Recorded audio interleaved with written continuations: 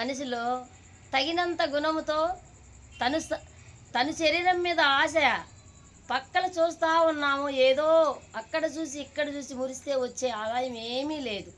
మన శరీరం మనం చూసుకొని మన ఇల్లు మన చక్క పెట్టుకొని వాళ్ళమ్మ అందంగా కట్టించుకుంటారు, అందంగా చేసుకుంటారు అన్న ఆశ. అసలైన అదృష్టవంతులు ఎవరు ఈ రోజుల్లో చెప్పు నాకు. మంచితనముతో మార్గంతో ఒక పూజ చేసుకొని తృప్తిగా శాంతిగా మనశ్శాంతిగా ఉండి ఆ పూజ చేసిన స్నానం భగవంతుడి మీద హృదయం పెట్టి 10 నిమిషాలు భోజనం చేసి ఒక ప్రశాంతమైన నిద్రపోయి ఆ నిద్రపోయిన తరువాత లేచి మన ఇల్లు మన పిల్లలు మనం పవిత్రంగా ఉండాలి. ఏదో ఎక్కడో ఉంది దాన్ని చూసి మనము మురిస్తే వచ్చేది నష్టమే కానీ ఉపయోగం ఏమీ లేదు. మన ఇల్లు మన పిల్లలు మనం సంతోషంగా ఉన్నాం. లోకమంతా ఎట్ట ఉంది మరి జనం ఎందుకు ఊరికే ఆరాడి పడిపోతున్నారు? ఎందుకంటే లేని దానికి ఆశపడి ఇంకొకటి మోసం తెచ్చుకోవడానికి, ఉన్నదాంతో తృప్తి పడాలి, ప్రశాంతంగా ఉండాలి. ఎండలేని టైంలో ఎండ రావాలంటే వస్తుందా?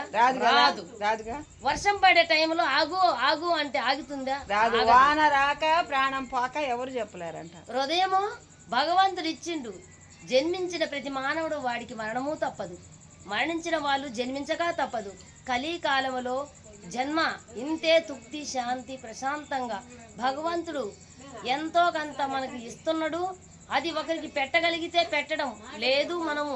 మనకి ఇది ఉంది అన్న తృప్తి మానవులు అందని దానికి పోయి ఆశపడి మోసపోయేదానికంటే అందిన దాంతో తృప్తి పడేది మేలు. మేలు. Thank you. లైక్ చేసుకోండి, సబ్స్క్రైబ్ చేసుకోండి అండి. హాయ్ అండి. ఈ వీడియో నచ్చితే లైక్ చేసుకోండి.